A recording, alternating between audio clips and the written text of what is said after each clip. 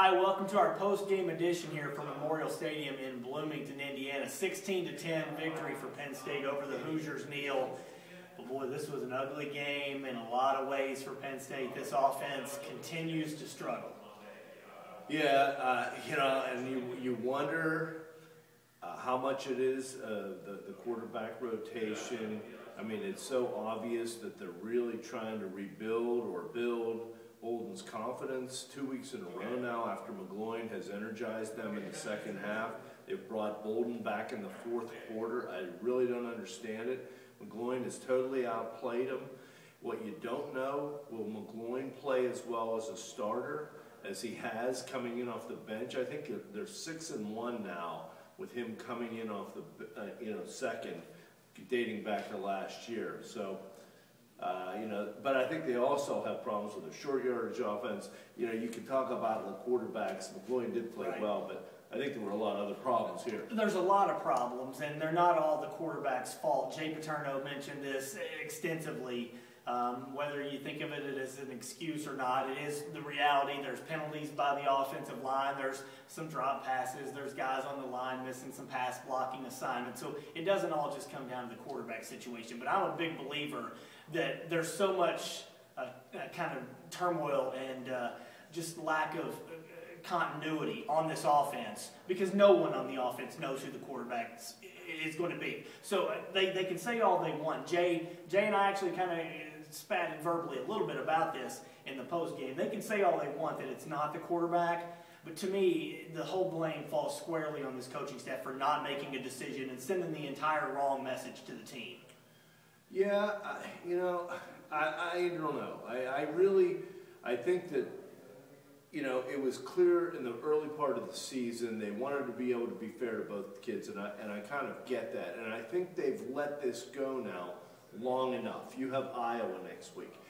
I mean, there's a reason that there's a starting quarterback at most levels of football, and I think it is to establish some continuity. We're going through one bad pass today, but you think about it, a lot of these mistakes are magnified for Bolden too because they don't get that many opportunities. But I haven't been super critical of demanding that they need to pick one because I wanted to see which one was better. I think McGloin has proven at this point that he's better. Yeah, but they can talk all they want. They did about they came out of here with a win. This wasn't an impressive win. This is a terrible win. This Indiana team is atrocious. Let's call a spade a spade. This Indiana team goes down and loses to North Texas.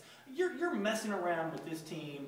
They're one pass away from beating you. They've never beaten you. You're 15-0 now. They've never beaten you. It's a horrible team. They're the second worst team in the Big Ten, ahead of only Minnesota, which is really a train wreck. And there's no excuse for coming out of here beating this team by one play.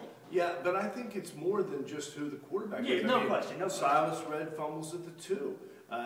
The offensive line continues to be in the state of flux. Chima Coley, who was going to, most people thought he was going to solidify that right tackle spot. He has struggled with cadences and whatever. Now, I do wonder whether the offensive line is having trouble, and I don't know whether Bolden was the quarterback for that series or not, but I know Barham said last week that they weren't able to hear the signals quite as well, and that would be something for the offensive line to get used to, so I think you can pin part of that.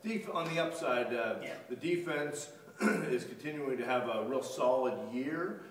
You lose Morris today. They played pretty well without Lynn, and Anthony Farah kicks 3 more field goals. Yeah, give the defense big props. Devin Steele continues to look like an All-American and maybe a potential first-round draft pick. The guy's just been outstanding. I'm concerned about the secondary going into next week against Iowa. We'll preview that a little bit later on, but I'm concerned about a lot of things on this team. This is the worst is this the worst 4-1 team that Penn State has had since some guys were talking about earlier, at least the late 80s. They are 4-1, and yes, they did win the game. But again, just like the Temple win, I mean, really, what did you win? They've been unimpressive, but they are 4-1, and most people figured they would be 4-1 at this point. Season-shaping game. Next week's a big game. Season-shaping game. If you can beat Iowa, you'll shut up everybody. You'll shut up us. You'll shut up all the critics. You beat Iowa at home, which you haven't been able to beat Iowa. What are you trying to shut me up for? A lot of people want to shut us up. But you beat Iowa, and all of a sudden, everybody jumps back on the bandwagon. because Northwestern loses today, Illinois, that's a kind of an even. The problem is Iowa, Northwestern, and we'll see about Purdue. These teams can score. Yeah. And, Penn State has not really proven they can score a lot of points against decent competition. Season-shaping game next week. I mean, Kirk Ferentz has had their number. Iowa's off this week. Yeah. You get a bye, so they've got a week to prepare. Again, this is a victory, a 16-10 victory, but I can't say too much good about it because that's just a bad opponent. Your blood sugar's a little low. Let's go get something to eat. All right, thanks. For Neil Rudel, I'm Corey Geiger. Thanks for tuning in.